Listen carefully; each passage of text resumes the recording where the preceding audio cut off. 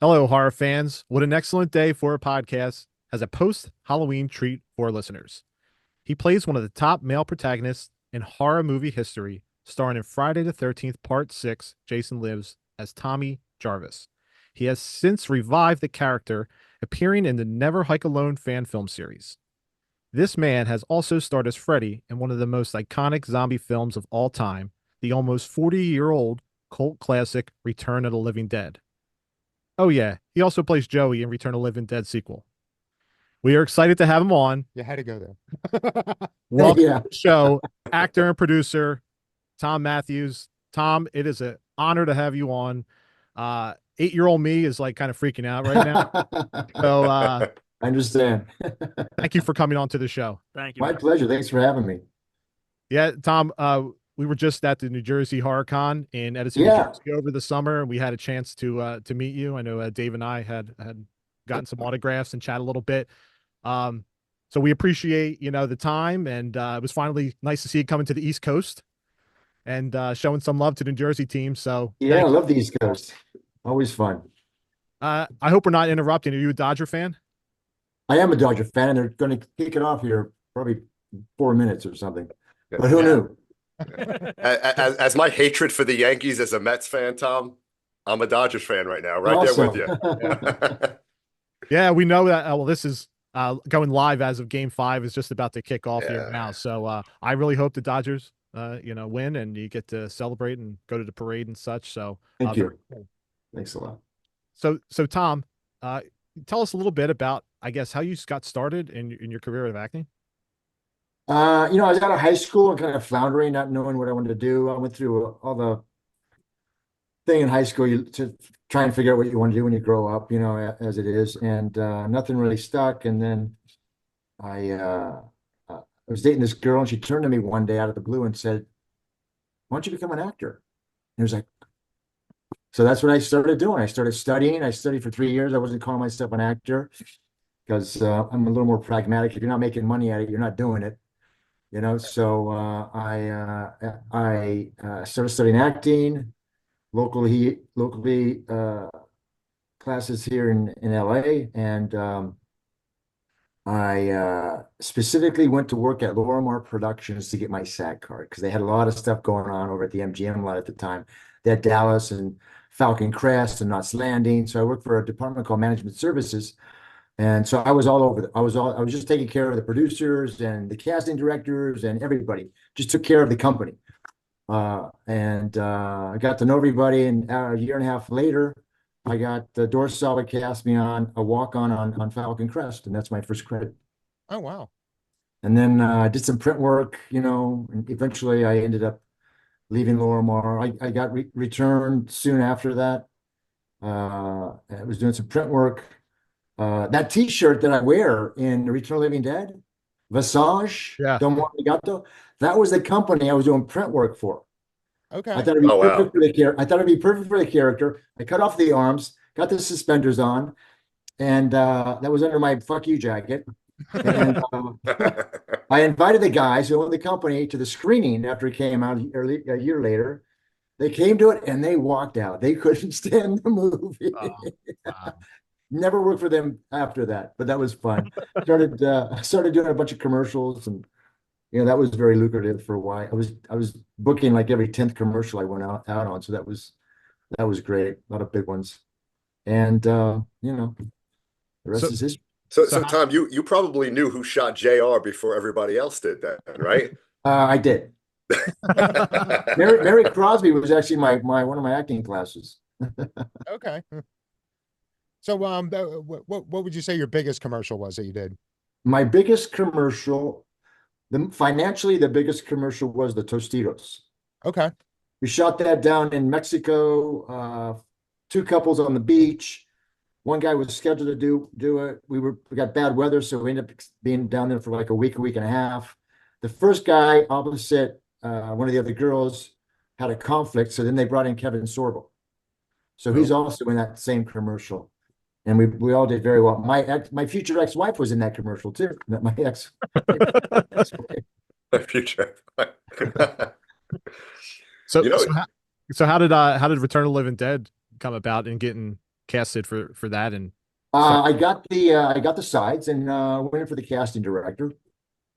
Got a call back and read for Dan and a bunch of other people.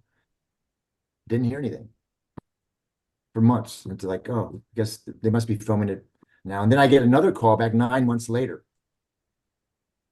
So I go to the callback, and I get there and I find out that I'm cast. That's how I found out I was cast in the movie.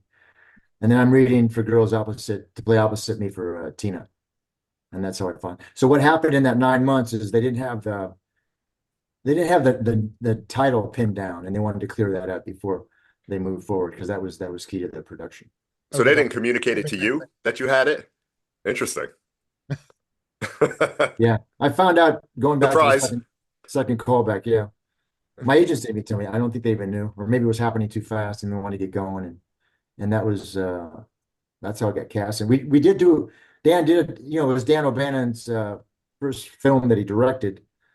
So we rehearsed for 2 weeks before we actually started principal photography, which was very helpful for him and also for us to kind of mesh as a union. And most of my scenes were with James Kieran, so that was an incredible experience, getting to know him, becoming friends. We found out on part 2 that we were born the same day, so we celebrated our birthdays every year until he passed. So that was great. I knew his wife from one of my acting classes, so I knew her. So that was another cool thing. it seems like You know what you got a lot of praise from the cast about you had a lot of experienced actors and actresses on the set that they talk about Thom Mathews and the way you approached the whole thing, and like you were young still, right? I mean, that's got to be awesome, right? To kind of get that love from Oh yeah, I was totally into. I got my ear pierced, and the director freaked out. I mean, I literally got a piercing because I thought the character would have a piercing. I mean, I was totally method. I was like into it. I was doing everything you needed to do to get into the role. So I was totally locked into the role. You just creatively you do whatever you see is on the page, and you kind of whatever emotional thoughts or ideas come through to make it your own. Which is great. And Dan was great. I mean, first time director, his script, very collaborative experience. It's my favorite filming experience to date. And I've done, 30, 40, 45 movies. And he was open to stuff, and God love him, because a lot of guys aren't, because they've been writing the script for years and they want it that way. But the best directors also, have done some acting or know about actors, and if they can make it true to themselves, and it just comes across on the screen so much better. Yeah. I think didn't Dan work on Alien, right? He was co-wrote Alien, yeah. Yeah. Co-wrote Alien, Dark I mean, Star, another yeah. one. Return of the Living Dead, I mean, it classic, right? I think it introduced the comedic zombie, right? Today you have Shaun of the Dead, and you have a lot of yeah, comedic zombies, and it was that conversation that we have with that half corpse, the old lady. Mm-hmm. Oh, classic. Why do you eat people? Not people, brain. Which is interesting. I mean, it's that's my favorite scene in the movie, because it's like, whoa, it's you learn about their side of it and what's their motivation is in that movie, and it kind of superseded. I mean, 90% of the zombies nowadays go for the brains because of Return of the Living Dead. It's just it's part of pop culture now. It's like it's bigger than itself. Yeah, a lot of people I talk to know zombies eat brains, and they've never seen Return of the Living Dead. Yeah, because they just assumed it's always been. Exactly. And I remember, because I saw that before I ever saw Night, like Night of the Living Dead, or pretty much any of Romero's stuff. And then when I realized, oh no, they were originally, as far as like the modern day zombies, they were always cannibals. And it wasn't until you guys came around that. But that just shows, how much of a cultural influence it had. Yeah, brain sucking, comedic, and fast moving zombies. Mm-hmm. That love cops and send more cops. Send more paramedics. More paramedics. Paramedics, yeah. Eating brains out of necessity, right? Instead of pleasure. That's right. So you said what? It was about 2 weeks of rehearsal? 2 weeks of rehearsal, yeah. So I'm assuming that helped out a lot as far as you and James Karen. Well, it helped out everybody out. I mean, a lot of those scenes, it looks like they're overlapping and talking, and that was actually well rehearsed.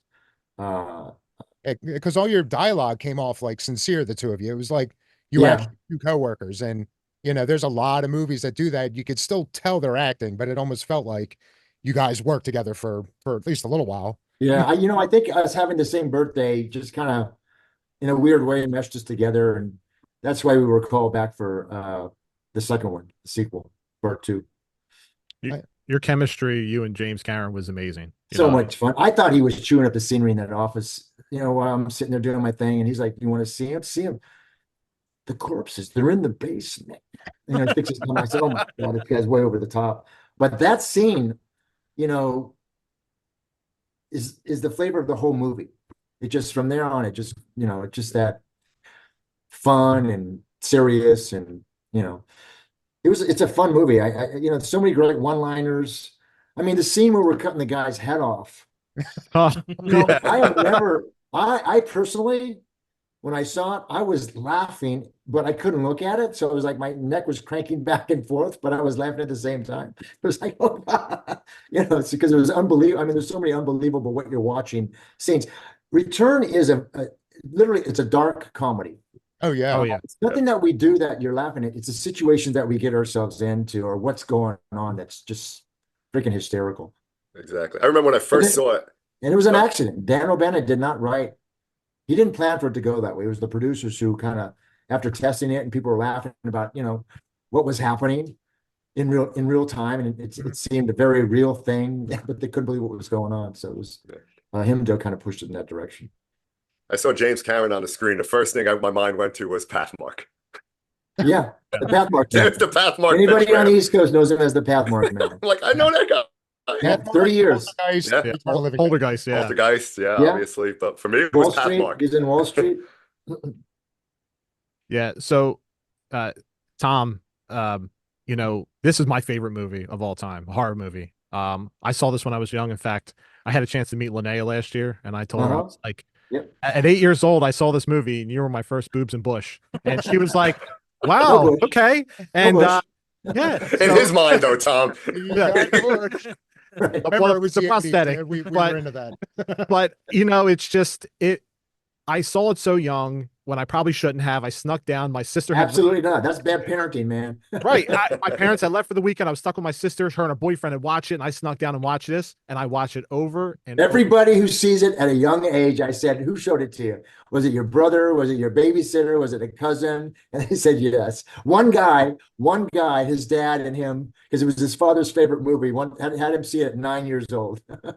Wow. And I always ask everybody, did you have any nightmares? And some of them did. 20% of them didn't. But yeah, it's a frightening movie to watch for, especially, it's a real movie, so kids are reading that, and it's a reality, so they can get scared. Yeah, I mean, and the effects on it were great. I thought all practical effects. Yeah, practical effects were fantastic. The good old days. Good old days back in the day. Tarman, he's my favorite, obviously my favorite zombie. That was my first tattoo I ended up getting was Tarman. I knew when I got a horror sleeve, that was one of the first characters. Yeah. But just that scene for 2-3 minutes on screen, how he, Alan, he moves his body and everything. It's just amazing to me. And I was freaked out when I was a kid, and seeing that whole process, watching the movie, I watch it 2-3 times a year.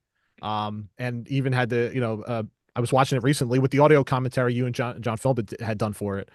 And you watching it in a different way when you hear other people talking about it. And for me, it still holds up. It's still my #1 favorite. I still have love for the second one. Because I saw that right after I saw the first one, I saw the second one, and I know that, a lot of people have a lot of hate on it. And I was just like, well, it's fun. It's not the first one. It's not. But if you're like a 10-year-old kid, the lead character is a young kid, so everything is kind of through his eyes. So, and if you see it when you're that age, I understand it, but it's certainly not the film that Return of the Living Dead is. At what point did you realize in doing the second one, did you realize it wasn't going to hold a candle to the original? When I had the script, because they were going for the jokes. Yeah. I just did act with James Cameron again. Hated the director. Hated the director. It's like he didn't want to be there. It's like he lost a bet, It's just a miserable experience for him. So It was What, just the paycheck. yeah. what'd you think of part three? I haven't seen it, but I hear it's pretty good. It's Okay, a yeah. standalone love story, Melinda Clark. I mean, she kind of steals the the scenes in there. Yeah, yeah. And Yeah, I'm and yet to see it, but I plan to. yeah, it's definitely a good one. It's not obviously the That's what I OG, but hear. it's definitely a good one. and I remember it was like 2 years ago. My son was 16, and because most of his life he always had this like terror of zombies, and I'm like, all right, we got to watch this. I was determined to find that gateway, and then finally it clicked. Of course, this one, and I didn't realize until watching it that time how much like yeah, it's a dark comedy. It's kind of scary. You definitely get a few laughs out of it, but the ending is so fucking dark. Like you got all this going on. It's like, oh my God, how are they going to get out of it? How do they get? Nah, nobody lives. And that was just brilliant. Yeah. Yeah. Classic. It still holds up, but just gets better with age. And the soundtrack, I mean, just lends itself to the movie. It's a wonderful film. Yeah, just everybody nailed it on that. And then a year later, Tommy Jarvis.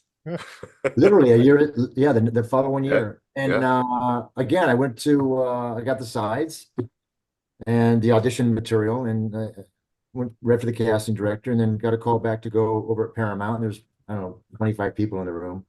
The director was in there. I couldn't tell you where he was sitting at the time. Frank Mancuso Jr., his wife was in there because she did the music, a bunch of people. And I read against three other guys and I got it. I can't tell you how envious I was, when you're in that red Camaro with Gotta be a Jennifer Harry Cook Turn. there. I'm like, I want to be Thom Mathews right now.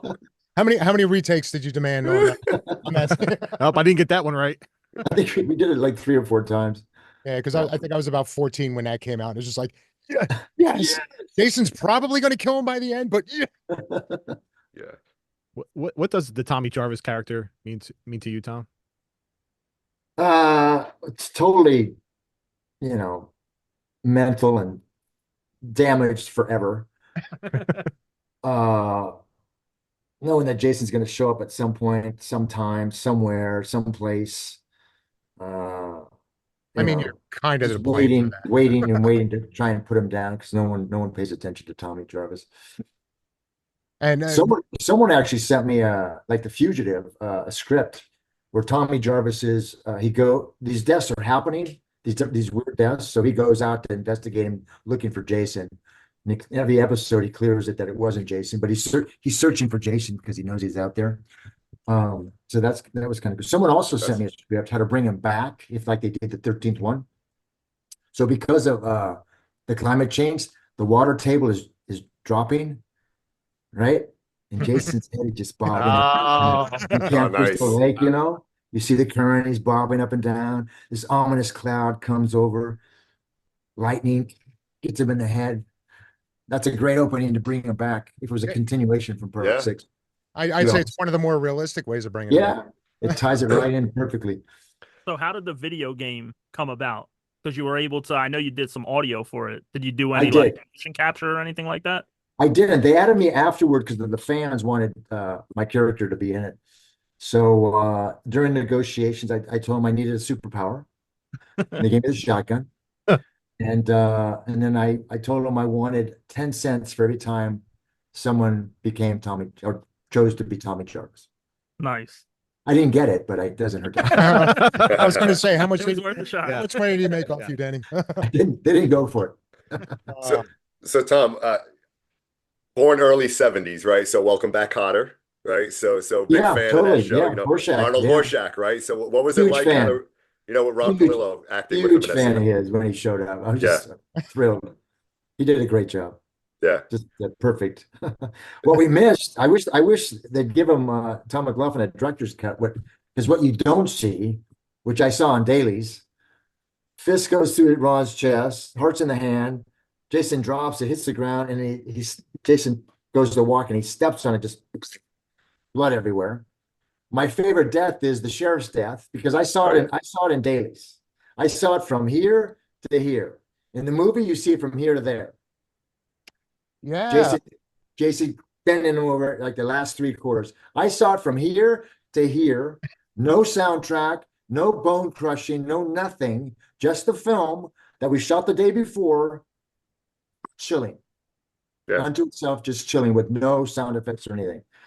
And it was a simple gag. Talk about practical effects. They dug a hole. Yeah. The sheriff stood in the hole and bent over forward. The stunt guy put his legs out and his torso was in the hole, covered the crack with the sheriff's jacket, and just Jason grabs him and bends him over. And the guy in the hole, which was key, kicks his legs up, and that's when they put in the snap. Oh, that's cool. I mean, it's just classic. You know how many movies in the 80s, especially horror movies, would have loved to seen everything play out without the MPAA getting involved? Yeah. And, Yes. I mean, obviously we have Terrifier 3 out now, a huge, indie film, and that's, Yep. not rated, and that's what horror Right. fans want to see. We want to see that uncut stuff. So imagine if that was stuff that was still around for us to see as fans. Yeah. Oh, we would eat that up all day long. It would be We'd amazing. be buying the Blu-rays, we'd be buying the 4Ks and the merchandise to go with, kind of reliving those scenes that are not found anymore.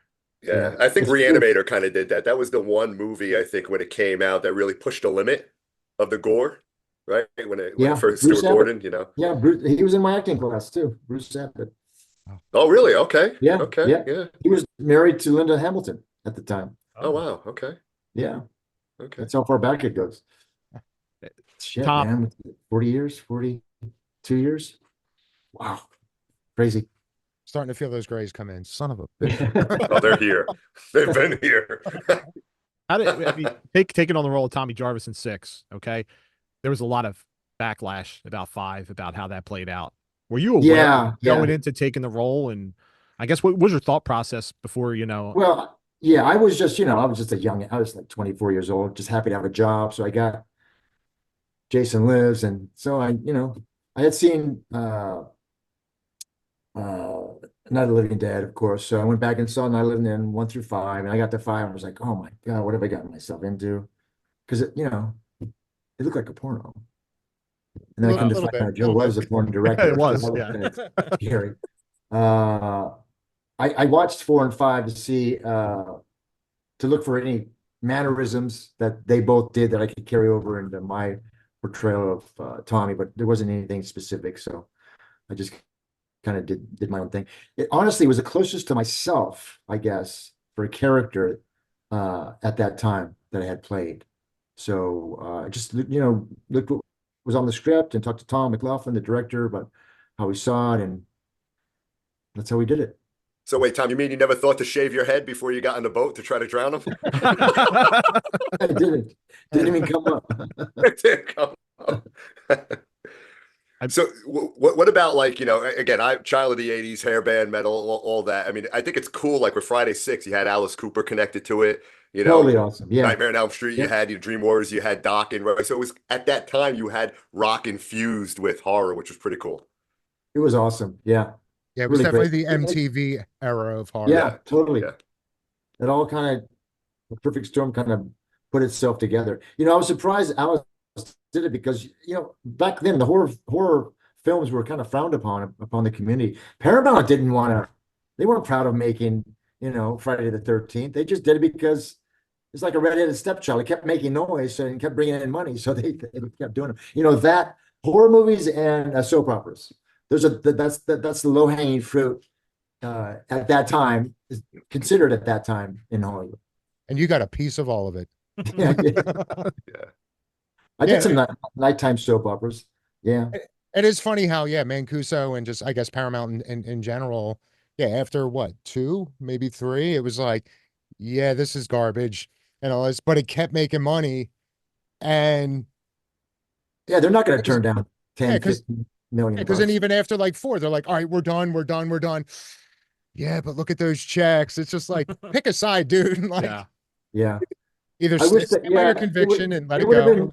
It would have been great if they would have thought more of the franchise. I think then it would have had more continuity because the franchise is all over the place. 3D up in space, I mean, Jason Goes to Hell is just He's been oof, around. rough. Or Jason Goes to Hell.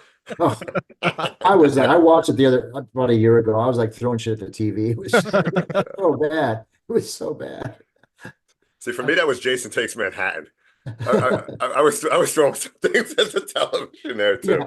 Yeah, that's always been my bottom of the barrel, Manhattan.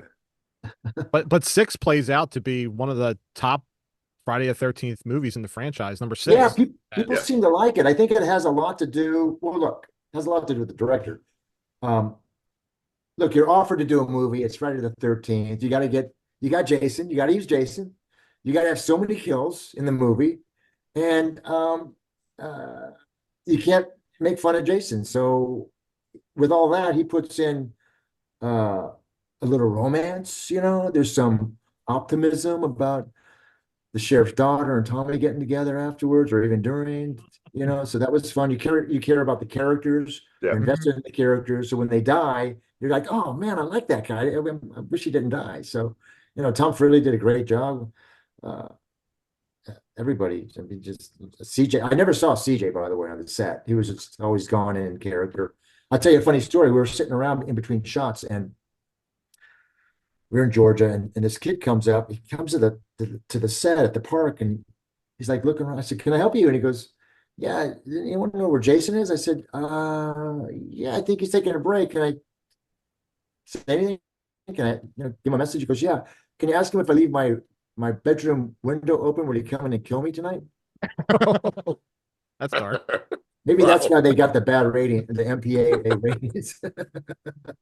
Yeah, and that was another great thing about that movie, the fact that they finally brought children into the camp. It wasn't That's just a whole nother thing. the Yeah. teens, the counselors, Yeah. it's Yeah. We had an event here in LA, and I finally met the two brothers because I didn't work with them.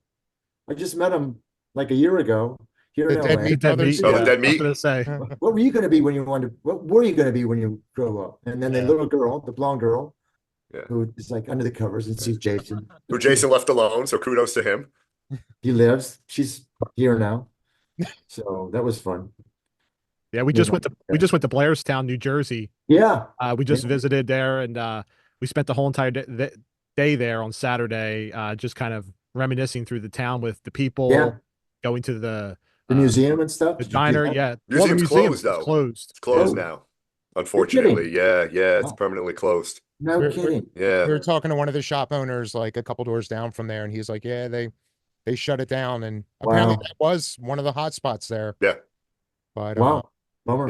Yeah. We're because I live literally 20 minutes from there. So we're gonna try to go back down in December, obviously Friday the 13th, and maybe do an episode down there, and because the horror Cool. community just descends on that town. I mean, it is like they say it's literally crazy with just Wow. Friday the 13th fans. Wow. That's cool. Covington, we did a lot of exteriors in Covington, Georgia, which isn't too far from the camp.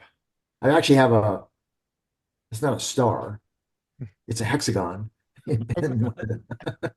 It's in one of the sidewalks. you're Georgia royalty now. Yes. I'm always in Georgia. They've done Sorry. a bunch of films in TV in Covington. They have their own little map and where things were shot and stuff like that. Was that The Walking Dead? Didn't they do The Walking Dead out there? I don't know if that was Atlanta or Not sure. I think it at least started Yeah, in Georgia. around Yeah. Atlanta. yeah. But it's a cool little town.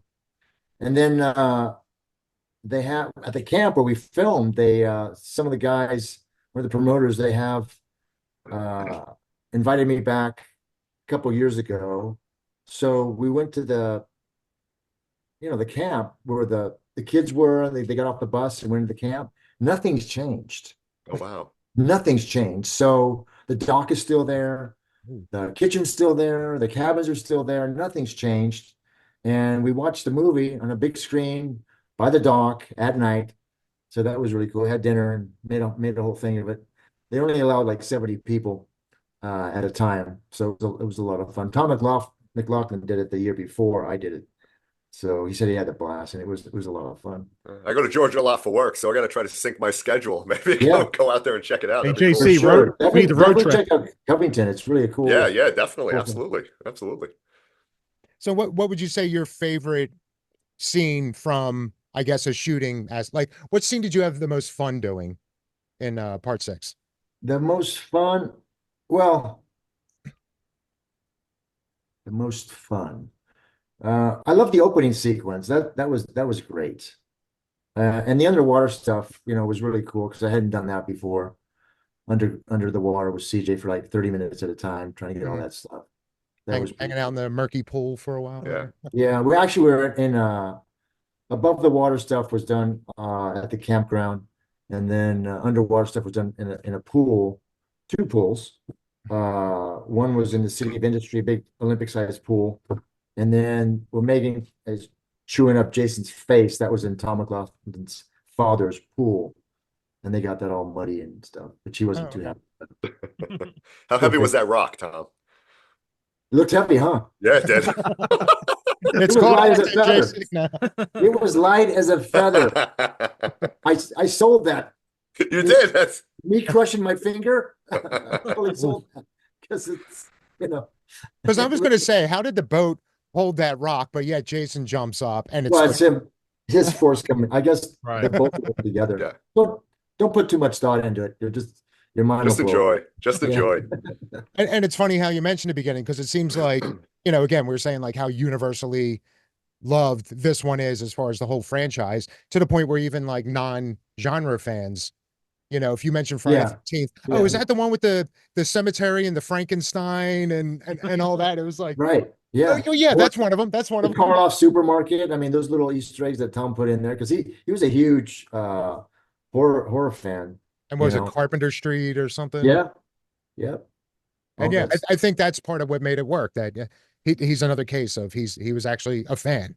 Huge fan. So yeah, totally into it. Just like Vincent DeSante of the Never Hike Alone series, huge. Yeah.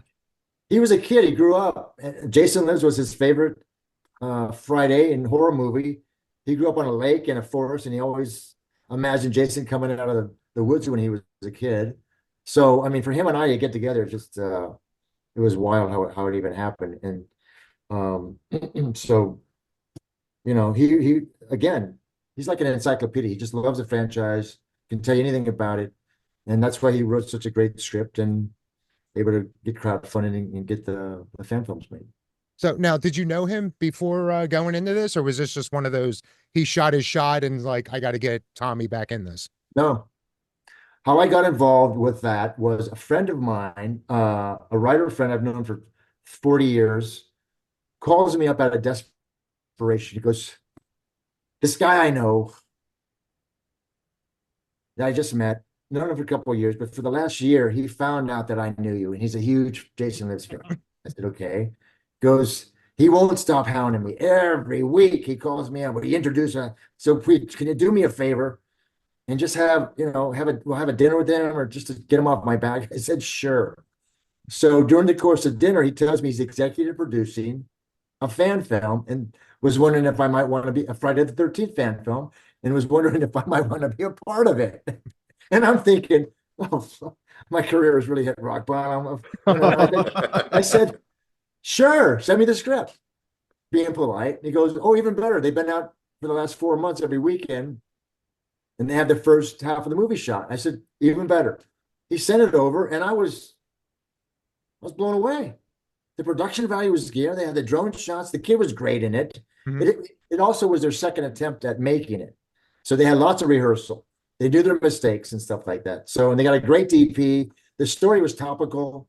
Guy was a blogger, he had a GoPro. He was filming himself, raiding hiking trails, comes across a trail that's not on the map, gets curious. Oh, let's find this one, goes to these cabins, and boom, he finds Jason. And then we figured out where I could come in at the end of it. Yeah, that was one of those. It was, well received. It was reviewed, and they kept my name out of it because we wanted to have the surprise. Mm-hmm. We premiered it at Telluride Horror Film Fest. And if you ever get a chance to go to Telluride, the film festival up there, beautiful.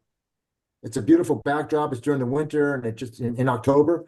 If you ever get a chance to go, I highly recommend it. You get to meet all the up and coming horror movies and directors and things like that. But a great time. And they snuck me in the back, and the place was packed because it was touted as the Friday the 13th fan film. And I show up, and boom, everyone jumps out of their seats. It was just so much fun. And then a lot of people reached out to me on Facebook saying the same thing. Yeah, I'm sitting on my couch. I turn on Never Hike Alone. And there you are. And I jump up out of my couch. Yes, Jarvis is back. So it was a lot of fun. And then we did Never Hike in the Snow. I got Rick the Dick, the Bang deputy, because he survived in part 6 because we locked him up in the jail. So he survived. And I got him involved in Never Hike in the Snow, as he's now the sheriff of the town, still an unbeliever, which was a 22-minute short. And then we ended up doing Never Hike Alone 2. Yeah. He's in that too. First time he sees Jason. First time he sees Jason. It's up to it's like 4.8 million views, which is huge. Wow. It's $10. That's like $48 million. Yeah. I mean, it was great flow, Tom, the movie itself. And like you said, the drone shots were amazing, considering the first Never Hike Alone, for the budget it was done at. I was like, I went back and watched it again the other day. Everyone on the crew was great. Fans, all volunteers for the most part. But the story just flows, like between the first one to Never Hike in the Snow to the second one, how it plays out. And it's really enjoyable. If anybody hasn't checked it out, you can check it out on YouTube. You can see all 3 of those on YouTube. They're great little films to watch. It if you love the Friday the 13th series, it's a great fan film. So absolutely. Set the bar for fan films really high. Yeah, it did. Because every now and then we'll like kind of binge a few on YouTube now and then. And then I just remember at one point hearing a lot of whispers of that first one. It was like, all right, enough people are talking about it. I'll check it out. And by the end of it, it was, I want to see this on the screen, on the big screen. Yeah. It was a great Yeah, movie. And then Thom Mathews shows up. Totally into the franchise. If I was paying attention and I was the head of a studio and had the rights to make the 13th one, I would definitely, go knocking on his door, because he's a really great filmmaker. Yeah, horror fans is special. The whole horror community is amazing. It's like one big family. So Tom, like horror conventions, how cool is it to just kind of interact and mingle with the horror fans? Totally amazing, man. It's just, I put it off not doing it for years. I've been doing it for like 12 years now. I felt kind of like I was, giving a picture, taking some money. It was kind of like, that doesn't feel right. But, I started doing them. And then the heartfelt comments from people, it just blows your mind every time. It just like where they were, they remember who they were with, how much my character meant to them, if they got into acting because of it, or if they got into special effects because of it. I mean, it just really moved them. So that and Return of the Living Dead, it just keeps me going back, so it's a lot of fun. Plus I get to see the cast members, from both movies, which is really great. And other people I see Bill Forsythe. He and I were in acting class. He did Devil's Reject. I see him, all the time. We weren't in a movie together, but we hang out, at the conventions and stuff, and a bunch of people. One of these days, someone's going to write something that's going to require the two of you to work together. So it's been fun. It's been really a lot of fun. It happens over a weekend, which is great because it breaks up my day-to-day stuff. We just saw you in August. We were there with CJ Graham. It's kind of crazy seeing you two side by side. Yeah. He's still a beast, man. He's still a beast. Yeah. He's gentle giant. He's a really great guy. Like I said, off on his machetes. I saw him on the set. I couldn't even tell you who he was on the set. If I saw him on the street, I wouldn't even know who he was. He stayed away, did his own thing, military focus, Any conventions on the horizon for you, Tom? Any additional? The next one, I've done about 12 this year. The next one I'm doing is in Memphis, Tennessee. Okay. And then next year it's the 40-year anniversary of Return of the Living Dead. So we're going to do all the Days of the Dead, bunch of stuff. And the whole cast is coming. Alan, the Tar Man, will be there. Trying to get him there as much as he can. Somebody posted on Facebook a picture, I guess, of a recent, you guys were at a convention, all of you together. And, yes, we were in Spokane, Washington. Yeah. And to me, that gives me goosebumps because it was awesome. The Tar Man, Alan, we were doing a Q&A and he got it. Someone asked him to do the walk and he did the walk, baby, up on stage, and it was spot on. It was arthritis isn't getting in the way for him. We saw John Philbin for the 40th year for Children of the Corn. Yep. And I started bringing up Return of the Living Dead. He's like, well, next year's 40 years for that. How crazy would it if we all go, we're horror nerds. So we go to the conventions that are in Jersey, PA, Maryland, that area. So Yeah. I got my fingers crossed. I'm meeting everybody if you guys are getting together for the convention We around are. here. We So are. We'll I put can't our wait. list together once we get them all tied. I think we're supposed to do Tidewater with Billy and Brian and Billy, those guys. Yeah, all the Days of the Deads. So that's like 6 or 7 right there. Maybe on a little tour going now. Yeah. Hopefully you guys are back in Jersey. That'd be great. That Yeah. was my first convention actually, was in Jersey. Yep. What was it, Edison or Parsippany? It was in Brooklyn, I think. Forget the name of which one it was. I'd have to look. Yeah, it's your neck of the woods, JC. All Yeah. right. So I just wanted to throw in one more thing out there, and then maybe we'll jump into the rapid fire so we don't keep you away from the game too long. But do you have any updates on Trash's Revenge? I don't. I think it's going to go forward. Do you know what it's about? I personally don't. Okay, so the guy reached out to me and Beverly Randolph from Cleaston. I come to find out there's some singing and there's some dancing. So Interesting. you're going to play the lead. He wants to recreate my death scene in Tina's arms, and then we get up and do a little jig and sing. All right. Michael Jackson's Thriller going on. We don't talk about the second one. So it's kind of on hold. So that's as much as I know. I have no one's reached out to me since probably 3 or 4 months ago, since we started the litigation to try and someone's exploiting our faces and characters and stuff like that. So we're trying to get to the bottom of it. I mean, the Evil Dead musical seemed to work, so who knows? Maybe this will be a short. Okay. Absolutely Revenge, just a short, from what I understand. So, all right, we have a couple questions for you here. What was your favorite cartoon growing up? My favorite cartoon was the Roadrunner growing up. Okay. Now, were you team Roadrunner or were you rooting for the Coyote? Definitely the Roadrunner. All right. Wasn't that dark? I guess he was a pretty good artist, so. DeLorean pulls up. DeLorean pulls up to your front door. What year are you going to? Who? The DeLorean. The DeLorean. What year? Oh, yeah. Oh, God. You're going to go back to any year? I think I'd like to go. Can't you go forward? You got to go backwards? I don't know. Judges? I'd go back. You know what? I'd go back to the 60s, man, for free love. I want some of that There free you love go. as a grown up. It would have been nice to experience some of that. Yeah, I just missed the 60s. It's some good, healthy VD. Yeah. The natural shit. Some of those crabs. Yeah.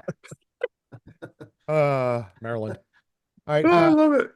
Who would be thinking we'd be thinking crabs are a good thing or VD would be a good thing? Yeah, but some of that 60s compared to what's out there nowadays, man. Yeah. Oh shit. Yeah, today it's kind of scary, but back then, good old natural, crabs and whatnot. Yeah. Life was simple back then, man. Yeah. It was just better. So, stranded on a desert island, you only get one food to survive on. One food? Yeah. Oh wow. Well, I have to say pasta, man. Pasta all the way. Pasta primavera. There we go. Pomodoro. Sorry. Yeah. Oh, yeah. You classed it up a little bit. I'd be sitting there. I'd be sitting on the beach with some ramen. Can I throw some Parmesan cheese in there too? Would that be okay? Hey, why not? You get to pick one entree. Peppers would be nice. Rest of your life. Yeah. Might have some meatballs, some sausage. That's a Never full know. meal. What was the craziest place you were ever asked to sign? Some guy's arm. Okay. Did they tattoo it afterwards? I signed breasts for free. If anybody wants me to sign breasts. All right, guys. I signed some guys. You got to I specify signed gender. some guys. Some guy had me sign his shoulder. Okay. And I come to find out, I went and got a tattoo on his arm. So that was pretty. Yeah, that's cool. Now, did he ask for Tom or Tommy to sign it? Tom. Okay. He wanted my name. Dan, you got real estate, man. Next time you're at the con. I think Tommy underneath it. Let's go. Get the signature. Get your tattoo right there. Yeah, there you go. All right. Favorite song? Stairway to Heaven. Okay. All right. What was the first concert you ever went to? California Jam. In Ontario, Okay. streakers were involved. So Ooh. people were streaking back in the day. Oh, jeez. California Jam. It was all day. Black Sabbath, Deep Purple, Gary Wright. Oh, wow. It was a whole slew of people. God, I was like 13, I think. Oh, wow. All right. You ever see Kiss live, Tom? I have in Vegas only because my brother does their wigs or used to do their wigs. Wait, Oh. they wear wigs? And makeup? They've been bald since what, And 2000 at tongue least? extensions. Tongue Do the wigs and extension. tongue extensions. Oh, My whole shit. childhood's ruined. He used to, yeah, he traveled with them for 20 years. Oh, Yeah, they okay. put on a show, Kiss. They definitely put on a show. Yes. His wife did their wardrobe for a lot of years. That's how he met them, was through her. She hadn't been doing their wardrobe, but he was been doing traveling all over, doing their hair and stuff. Oh, that's cool. All right. Last one. You could choose any actor or actress of any time. Who would it be to work with? To work with. Marlon Brando. Oh, Oh, good All choice. right. All right. okay. Now we Godfather talking- 1 or 2, Tom? 2. Thank you. The best sequel ever. Thank you. Yes. Kicks ass. Thank you. 1 was great. Yes. 2 was fantastic. I argue that all the time. That Man. 2 over 1. 2 So- was, whew, I also saw which is very rare for a sequel to be Yeah. Better equal than the or better original. than. Yeah. Unless you're talking about Return of the Living Dead 2. right. Always the first one. It got cocky, had the little hiccup, and then yeah, with 3, even though it was barely essentially same universe, they picked it back up a little bit. Listen, Jaws 2 was decent. Jaws 2 was a good sequel. Yes. Yes, it was. So Tom, I read that you were roommates with George Clooney. Is that That's true? right. When I was making Return of the Living Dead. Oh wow. Wow. We met in acting class, and then he was living with his Aunt Rosemary in Beverly Hills. Something happened at the house. She said, you gotta get out. So he goes, one day he says, I'm going back to Kentucky. I said, why? Because I got kicked out of the house. Something happened. That wasn't my fault. I said, uh-huh. I said, well, come stay with me. I have a very small place, so you'll have to sleep in the closet. I had a very big closet. So I said, you can't sleep in here because was it like a, I don't know, 12 by 12 room. I had one of those pull-out sofas that I would sleep in. I built in a desk and stuff like that. So the kitchen was huge and made it half of it a walk-in closet. So that's where he slept. And while he was there, he in the kitchen he's very good at caricatures and stuff. Mhm. So on the ceiling he painted all these different caricatures on the ceiling in the kitchen, and then we painted it in and stuff like that. So when Mary Crosby came over, I'd get her up there and she'd sign the ceiling. His cousin Miguel Ferrer, he signed the ceiling. Bill Forsythe, he signed the ceiling. Oh wow. I got my 5x5 grandmother up there, and she signed the ceiling. She signed the ceiling. So everybody who passed through that small apartment in the building that my grandmother owned, she lived next door. George and her became very close because I was gone filming Return of the Living Dead. So he didn't have 2 nickels to rub together, and so yeah, we were roommates for a while. That's awesome. That's story. awesome. Yeah. That's pretty cool. I wanted to take the ceiling, put plexiglass and then lift it out and put it on the wall somewhere. I couldn't swing it, which would have been totally cool. Are you still doing the construction thing, or Yeah. okay? You got a company. That would have been a nice thing to have up in your office. Yes. Be able to carve that out then, and Yeah, would have been awesome. yeah. Yeah, I've got a construction company. So Did business. Ozzy Osbourne's. Yeah. I thought I heard that somewhere. Yeah. We did Ozzy Osbourne's when they were on MTV. Yeah, that was a fun gig. Very creative. Yeah, right now I had up to 38 people, me and my partner, and then now I'm down to like 10 guys. And still see Sharon and Ozzy. Just saw them over at Son of Monsterpalooza because they were there. Okay. And so we hung out for a little bit. I'm still doing stuff at their house in Hancock Park. I see Jack and, I mean, we did some fun stuff for the house though on MTV. We cast this is all Sharon's idea. We cast Kelly's fists in bronze Okay. and made the front door hinges. Oh Oh, wow. that's cool. go figure that out. I That's found a great. guy to do it. He worked for Disneyland, did all their metal and stuff like that. So I kind of put people together. I'm kind of like a producer in the construction world. I put people together. Did Brian Singer's house. He Okay. tore out the house next door to him and built him a really cool 3D screen room and turntable for the cars. You pull in underground and spin the car around to drive out or park it. So, Wow. so you're just an all-round artist. He had a meeting with Tom Cruise at one of his airport hangars. He decided he wanted to put airplane wings on the back of them. So I found a World War II AT-6. AT-6s were the World War II training planes. All the pilots had to master them before they went into the Tomahawks and the Mustangs, the fighting planes. So found one that was in disrepair. We reskinned it, 30,000 rivets, put it on the back wall of his garage. Got the canopy, the glass canopy, got the propellers. Really cool. Fun stuff. Very creative. Yeah, that's awesome. Yeah. Has anybody ever reached out to you for getting your own? Because I know there's a lot of these shows out there of like different contractors and all. Yeah, it's all it's No, but it's all documented. it's all Yeah, totally real. remodel in a week. It just can't be done. Uh, Look, things have to dry. They have to dry naturally, and you can put some accelerators in them, but those shows that would do a complete remodel in a month, they're going back years later fixing it, which you don't see on camera, fixing the leaks and the Yeah. cracks. Why isn't this working? Well, because we put it in 2 minutes because the producer was under the gun and we had to get it done. So yeah, I remember. got two big projects in Beverly Hills right now that are going on that are keeping me busy. That's what gets me up in the morning, gets me out the door. And then I did the conventions on the weekends, which is a lot of fun. And going to the Eagles this weekend in Vegas at the Sphere. Okay. Gonna be. Have you guys been to the Sphere? No, but it looks fantastic. If you get a chance, you gotta go. That should be on your bucket list because it's fucking mind blowing. Oh, It'll blow your mind. we had somebody we work with had just went there recently and they had pictures and it was amazing. It's amazing. Whatever you can think of and beyond creatively, it's just amazing. I saw YouTube there when they opened. Okay. And one of the things was they were on stage and everything's, it's the world. So it was, if you were sitting in your seat, YouTube was there and the wall was Vegas, as it actually was if the wall wasn't there. So whatever building was there on the wall. Okay. So then they started deconstructing Vegas. The cranes were taking shit down. Until it was completely desert. And that was totally cool. As a builder, I was like, fuck, this is so cool. Yeah.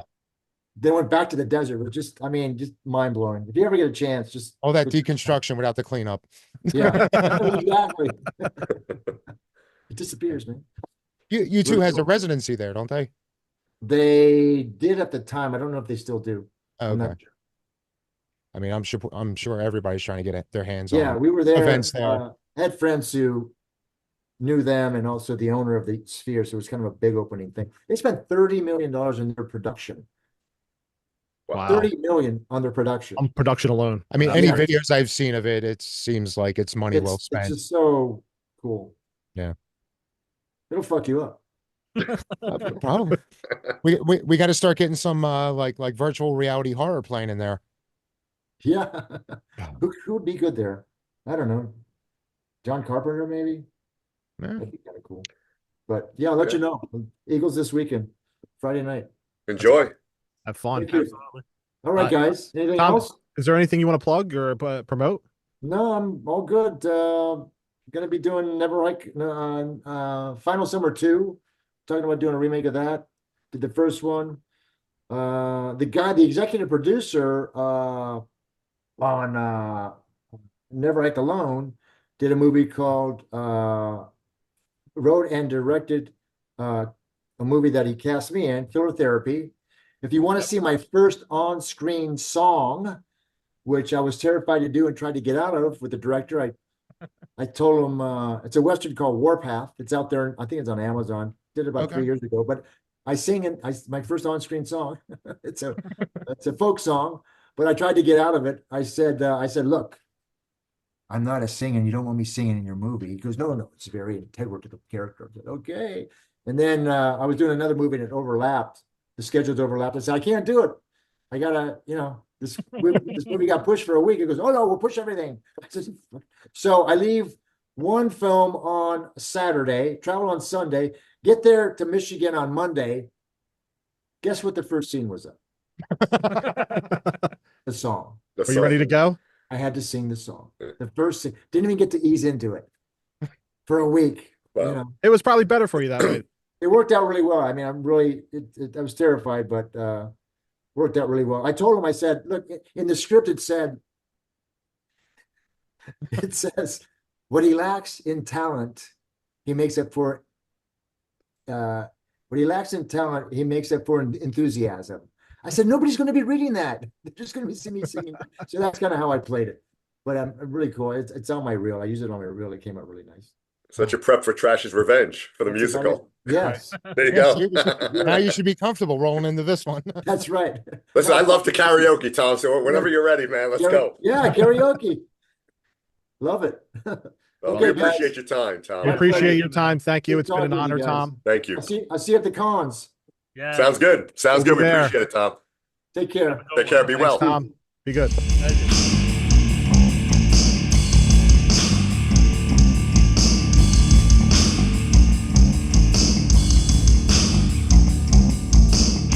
Listening to What an Excellent Day for a Podcast, where we use the number 4 to save you time. Check out our entire catalog at excellentdayforapodcast.com.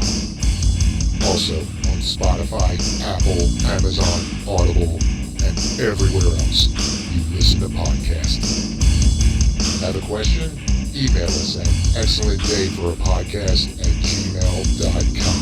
But guys, I want to interact on social media. Excellent. See what we did there?